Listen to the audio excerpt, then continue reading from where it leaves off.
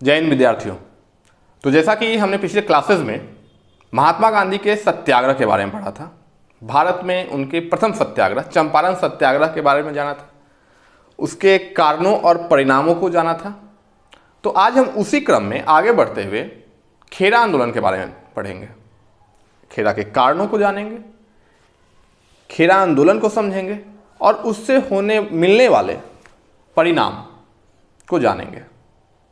तो आइए शुरू करते हैं। खेरा गुजरात राज्य का एक जिला खेरा, जो कि खुद मुख्यालय है और नडियाड तालुका में पड़ता है। ये त्रावक नदी के तट पर बसा हुआ है। त्रावक नदी जो राजस्थान से होके गुजरात होते हुए साबरमती में मिल जाती है। इसी कारण से त्रावक नदी को साबरमती नदी का उपनदी कहा जाता है। सुनहरी पत्तियों का स्थल गुजरात का खेरा अपने तंबाकू उत्पादन के लिए भी जाना जाता है। यह कहानी है साल 1918 की, साल 1918 की खेरा आंदोलन की। मगर थोड़ा सा पीछे चलते हैं। 1917 जब चंपारण में महात्मा गांधी चंपारण सत्याग्रह कर रहे थे और खत्म होते ही वहां से अहमदाबाद, जहां मिल मजदूरों ने हड़ताल कर रखा था, वहां चले गए और वो खत्म होते ही इधर खेरा का मुद्दा उखड़ गया। यहां के किसान परेशान हो गए, तो उन्हें दम लेने की तो मौका ही उनको नहीं मिला और वो चंपारण के बाद अहमदाबाद और अहमदाबाद खत्म होते होते खेड़ा। तो वो पहुंच जाते हैं खेड़ा। कौन? महात्मा गांधी। और महात्मा गांधी खेड़ा पहुंचते हैं और वहां अकेले नहीं होते हैं। महात्मा गांधी होते हैं, शंकरलाल बैंकर होता है, अनसुईया बेन होती है, महादेव देसाई होते हैं और भी कुछ लोग उनके साथ होते हैं। तो ये जब पहुंचते हैं खेड़ा, तो सबसे पहले तो इनको एक रहने के लिए जगह चाहिए होता है। अब इतने लोग रहेंगे कहाँ? वैसा जगह मिलेगा उतना बड़ा तब तो 8-10 लोग रहेंगे। तो इन्हें नडियाड में एक अनाथ आश्रम मिलता है, तो ये सभी लोग वहीं रुकते हैं। इसके बाद फिर कहानी शुरू होती है। ये किसानों से जाके मिलते हैं, उनके मर्म को जानते हैं, उनकी तकलीफ़ों को समझते हैं, समस्याओं को, उनकी क्या समस्या है। तो खेरा आंदोलन के पीछे का कारण ये था कि सन 1917 के अंतिम में आसपास लास्ट में अकाल पड़ा और उस अकाल में किसानों की फसल बर्बाद हो गई। न के बराबर ही फसल हुआ, मतलब कि 1/4 भी नहीं हुआ। अब फसल हुआ नहीं और लगान की प्रथा आपको पता है, टैक्स देना है, कर का भुगतान करना है, लगान का भुगतान करना है। तो ब्रिटिश गवर्नमेंट में, ब्रिटिश सरकार में लगान का जो प्रावधान था, उस प्रावधान में नियम क्या था कि अगर किसी वर्ष आपको खेती की गई जमीन पे अगर फसल 1/4 से कम होती है, 1/4, तो उस साल का लगान माफ कर दिया जाएगा और उसके अगले साल का जो लगान होगा उसमें भी कटौती कर दी जाएगी, उसमें भी रिडक्शन मिलेगा। बात समझ रहे? मतलब कि अगर 100 किलो अनाज होता है हर साल, तो आप लगान भर रहे थे। अब इस साल किसी कारण से सूखा पड़ गया, बाढ़ आ गया या कोई वैसी आपदा आ गई जिस कारण से 100 किलो अनाज की जगह पे 20 किलो अनाज हुआ है, तो उस समय वैसी परिस्थिति में सरकार लगान नहीं लेती थी और अगले साल के लगान में भी रिडक्शन कर देती थी। मगर इस बार सन 1918 में खेरा में, गुजरात के खेरा में, जो कि त्रावक नदी के तट पर बसा हुआ है, जिसकी लंबाई 243 किलोमीटर है, उस खेरा में वहां के किसानों से, जो वहां के प्रशासनिक अधिकारी थे, वो उनसे लगान उसूल कर रहे थे, करना चाह रहे थे और बिना किसी प्रकार की छूट दिए हुए उनसे पूरा लगान लेना चाह रहे थे। अब जब फसल हुई नहीं, जिस मात्रा में होनी थी उस मात्रा में हुई नहीं, किसान लगान देंगे कहां से? कहां से देंगे लगान? तो यही मामला है खेड़ा आंदोलन का। किसानों क्या मामला है? जैसे चंपारण था, चंपारण क्या था? किसानों के लिए था, किसानों का आंदोलन था। ठीक वैसे ही खेड़ा भी किसानों का आंदोलन था। अहमदाबाद मजदूरों का आंदोलन था, मगर खेड़ा किसानों का आंदोलन था। अब जब स्थिति ये हुई, किसान याचिकाएं दे रहे थे, पत्राचार चल रहा था, मगर इसकी कोई सुनवाई नहीं हो रही थी। अब करें तो करें क्या? तो जब महात्मा गांधी पहुंचते हैं, इनके साथ जब लोग जुड़ते हैं, अनसुईया बहन होती है, शंकरलाल बैंकर होता है, देसाई जी होते हैं और भी बहुत सारे लोग होते हैं। इसी बीच जब इनका आना यहाँ होता है, तो महात्मा के आने की खबर सुनकर सरदार वल्लभ भाई Patel, iron man of India, लौह पुरुष, जिनकी प्रतिमा अभी गुजरात में बनी है, तो ये भी महात्मा गांधी के साथ जुड़ते हैं। ये पेशे से एक वकील होते हैं और इनकी वकालत अच्छी खासी चल रही होती है। ये एक नामी वहाँ के नामी वकीलों में इनकी गिनती होती है और खूब पैसा कमा रहे होते हैं, अच्छी चल रही होती है, ख्याति होती है इनकी वकालत में। मगर ये सब कुछ छोड़ के महात्मा के साथ जुड़ जाते हैं और इस आंदोलन में लग जाते हैं। किसानों से मिलते हैं ये लोग, उनकी समस्याओं को और जानते हैं, समझाते हैं कि ये जो सरकारी लोग हैं ये हमारे नौकर हैं, हम इनके नौकर नहीं हैं, ये हमारे नौकर हैं, क्योंकि ये हमारे टैक्सों पे पल रहे होते हैं, हमारे टैक्सों से इनका भुगतान हो रहा होता है, इनका काम है हमारी सेवा करना, हमको सेवा देना। मगर उल्टा यहाँ या क्या कर रहे हैं? दोहन कर रहे हैं, शोषण कर रहे हैं, प्रताड़ित कर रहे हैं, अलग अलग तरह से परेशान कर रहे हैं। तो किसानों को समझाया जाता है और उन्हें सत्याग्रह करने के लिए अडिग किया जाता है, उनमें आत्मविश्वास भरा जाता है, उनमें साहस भरा जाता है, उनको लड़ाई लड़ने के लिए खड़ा किया जाता है, उनमें आत्मविश्वास डाला जाता है कि डटे रहेंगे मगर लगान नहीं देंगे, लगान नहीं देंगे। क्यों? क्योंकि अगर लगान दे देते हैं तो जैसा कि प्रावधान है, क्या प्रावधान है? अभी आपको हमने बताया, प्रावधान था कि अगर लगान जो कि फसल के लिए लिया जाता था, तो अगर फसल 1/4 से कम होता है तो लगान माफ, अगले साल के लगान में भी कटौती। तो हुआ तो है नहीं, मगर फिर भी अगर किसी तरह कर्ज लेके, साहूकारों से, सेठों से कर्ज लेके, कोई संपत्ति गिरवी रख के या किसी से बेच के अगर वो लगान दे देते हैं, तो जो सुप्रीम पावर है उसके सामने क्या होगा? ये लोग झूठे साबित हो जाएंगे। कैसे? कि आखिर जब फसल हुआ नहीं तो तुमने लगान भरा कैसे? इसका तो तुम झूठ बोल रहे हो, तुम नहीं देना चाह रहे थे लगान, इस कारण से तुमने ये सारे षड्यंत्र थे, किसानों को कहा जा सकता था, ऐसा माहौल बन सकता था। तो इनको यही बात समझाया गया किसानों को कि आप अडिग रहिए और लगान नहीं देंगे। किसानों ने समझा इस बातों को और अडिग रहे। मगर है ना क्या कि जब समूह में लोग होते हैं तो किसी बातों पर तटस्थ सब नहीं हो पाते हैं, कुछ उस पर अमल करते हैं और कुछ आधे रास्तों में डगमगा जाते हैं, रास्ता बदल लेते हैं, साथ छोड़ देते हैं।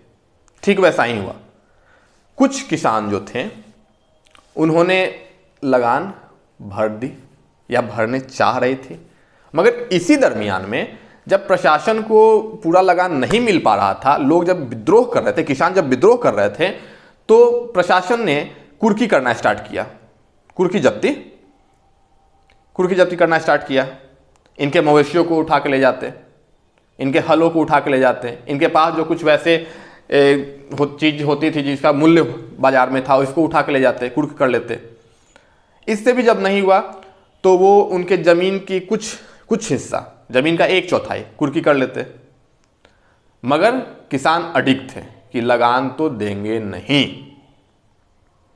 मगर फिर क्या होता है कि पहले तो उनके ज़मीन का 1/4 हिस्सा कुर्की किया जाता था, अब पूरा ज़मीन ही हड़प लिया जा रहा था।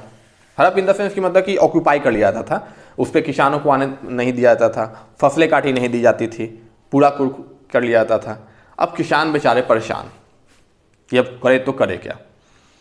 इसी बीच क्या होता है कि वहाँ के एक सेठ होते हैं जिनके रैयत में कुछ किसान बसे होते हैं। अब भाई सेठों के पास पैसा है, साहूकारों के पास पैसा है, वो आसानी से कर दे सकते हैं। अगर 1 साल नहीं हुआ तो क्या है, वो उनके पास जमाखोरी का पैसा है, शुद्ध वाला पैसा है, वो तो दे देंगे आसानी से। किसान बेचारे कहाँ से देंगे। मगर कुछ किसान अपनी जमीन से भी हाथ धो दें इस डर में क्या किए कि जो रैयत में बसे थे वो लगान भर देते हैं। अब ये बात जब वहाँ के सेठ को पता चलता है तो उसको लगता है कि अरे यार, ये तो भारी बेइज्जती है मेरा, तो वो भारी बेइज्जती है, अब क्या करें।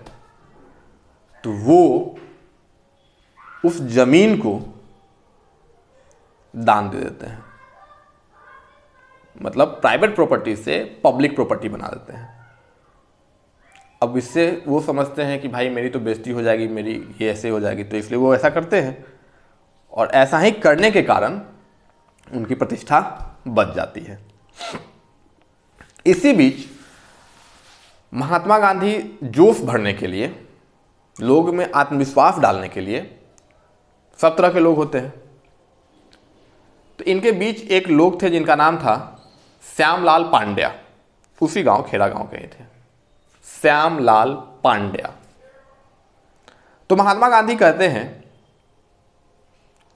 कि सरकार का ये अन्याय है, वो हमारे फसल को कैसे कुर्क कर सकते हैं।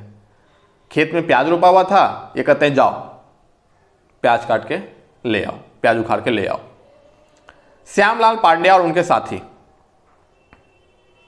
तैयार होते हैं, जबकि उनको पता होता है, उनको बताया जाता है कि आप पे मुकदमा चल सकते हैं, आप पकड़ा सकते हैं, आपको जेल भी हो सकती है। मगर श्यामलाल पांड्या अपना हिम्मत दिखाते हुए, साहस दिखाते हुए अपने दोस्तों के साथ, अपने गुट के साथ खेत में जाते हैं और प्याज उखाड़ने लगते हैं। मगर भाई वहाँ तो पहरा, चौकसी, बच के आइएगा कैसे, इन लोगों को वहाँ पकड़ लिया जाता है, मुकदमा चलाया जाता है और जेल भी होती है। मगर कहते हैं ना कि जब जेल जाने के डर, जब लोगों में जेल जाने का डर दिलों से खत्म हो जाता है तो सरकार की जो नीति होती है, दंड नीति होती है, वो उनके दिलों से निकल जाता है। देखते हैं एक बार कोई जेल होके आता है तो दूसरा बार बस कोई दिखते नहीं है, क्या दिक्कत है, फिर जाएंगे, फिर आएंगे, फिर जाएंगे, फिर आएंगे। आज तो वो गाना नहीं निकला था, आज जेल होवे कल बेल होवे, ऐसे ही कुछ। तो ये होता है जिसमें शंकरलाल पांड्या का नाम ही हो जाता है प्याज चोर, उनका नाम ही रख दिया जाता है प्याज चोर। उसी समय जब ये जेल जाते हैं, उसके बाद जब सरकार, गवर्नमेंट, प्रशासन दबाव को समझती है, प्रेशर समझ में आता है कि किसानों से, राजनेताओं से, लोगों से, हाई कमांड से प्रेशर पड़ रहा होता है, तो उसने एक गैजेट निकालता है, गजट। और नडियाल जो अभी हमने आपको बताया तालुका, तो नडियाल तालुका के जो तहसीलदार होते हैं वो खबर देते हैं कि वैसे किसान जो लगान देने में सक्षम हैं वो किसान लगान भर दें, और वैसे कमज़ोर किसान जो कि लगान देने में सक्षम नहीं हैं वो लगान न भरें, उनकी लगान माफ़ कर दी जाएगी। ये खबर महात्मा गांधी तक आती है, मगर महात्मा गांधी को कोई लिखित तो मिलता नहीं है। इनको लगा कि हो सकता है कोई षड्यंत्र हो। अब इसकी पुष्टि कैसे की जाए, तो खेड़ा जिला बता चुके हैं कि मुख्यालय था, तो खेड़ा के जो कलेक्टर होते हैं ये उनसे बात करते हैं, कलेक्टर हामी भरता है इस बात पे, लिखित में उनको मिलता भी है ये चीज़। तो महात्मा गांधी किसानों से कहते हैं कि वैसे बड़े किसान जो कि लगान देने में सक्षम हैं वो सरकार को लगान भर दे और बाद बाकी को लगान देने की आवश्यकता नहीं है। और सरकार भी अब इस मुद्दे पे थोड़ी ढिलाई दिखाती है, थोड़ा अपना सरल रूप लेती है। जितना सख्त थी वो सख्ती खत्म करती है और धीरे धीरे लगान लेना बंद करती है। एक भाई लगान लेना बंद नहीं किया, क्यों? क्योंकि वो उसको लगा कि ऐसा ना हो कि प्रशासन का जो डर है वो कम जाए और लोगों को लगे कि जो सरकार है वो किसानों के सामने झुक गई है। तो धीरे धीरे धीरे धीरे धीरे धीरे करके समय अंतराल में वो इस चीज़ को गौन कर दिया और किसानों का लगान माफ़ हो गया। कुछ किसान दिए लगान, ऐसा नहीं है, कुछ किसान दिए, मगर जनरली किसानों का क्या हो गया, लगान माफ़ हो गया। महात्मा गांधी से बहुत संतुष्ट नहीं थे, बहुत ज़्यादा संतुष्ट महात्मा गांधी से नहीं थे, मगर कम से कम किसानों की क्या हुई, जो लगान थी वो माफ़ हो गई, उन्हें लगान नहीं देना पड़ा और आने वाले अगले साल में जो लगान उनको देना था उसमें भी कटौती हो गई।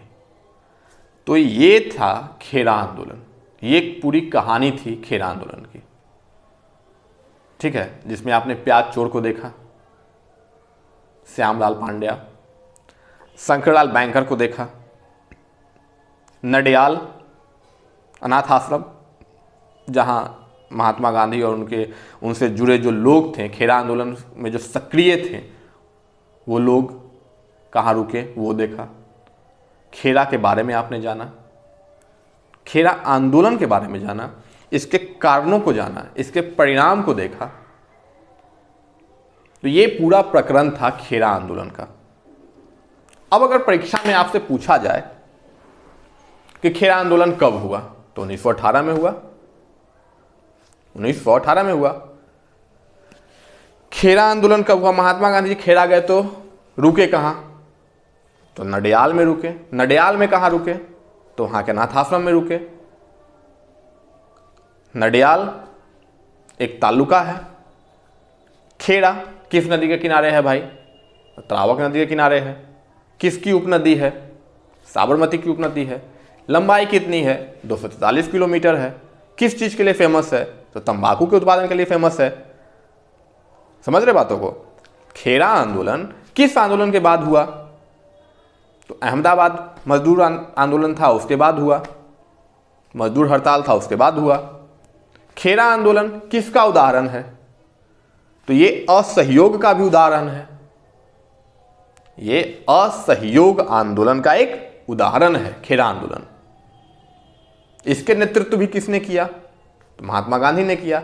सरदार वल्लभ भाई पटेल यहीं से अपनी सक्रियता शुरू किए, यहीं से इनका राजनीति में एंट्री होता है। सरदार वल्लभ भाई पटेल का प्रश्न हो सकता है कि सरदार वल्लभ भाई पटेल का राजनीतिक शुरुआत या राजनीति में एंट्री किस आंदोलन से हुआ? तो खेड़ा आंदोलन से हुआ। खेड़ा आंदोलन का कारण क्या था? तो ये किसान आंदोलन था। किसानों ने आंदोलन क्यों किया? तो कर को लेके, लगान को लेके। ये सारी जो बातें व्यवस्था हुई क्यों बनी?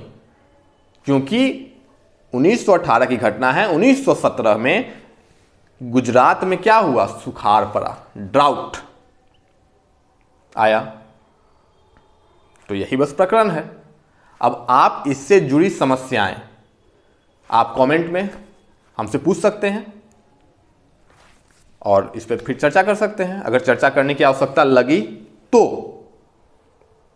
और फिर हम लोग नेक्स्ट क्लास में फिर इसके आगे बढ़ेंगे और इसी क्रम को आगे बढ़ाते जाएंगे। महात्मा गांधी के हर एक क्रम को कैसे कैसे किस किस आंदोलनों से महात्मा गांधी आगे बढ़ते हैं और एक बड़े चेहरे के रूप में उभरते हैं और भारत को आज़ादी दिलाते हैं। तो अभी के लिए, आज के लिए धन्यवाद। फिर मिलते हैं हम लोग नेक्स्ट क्लास में। जय हिंद।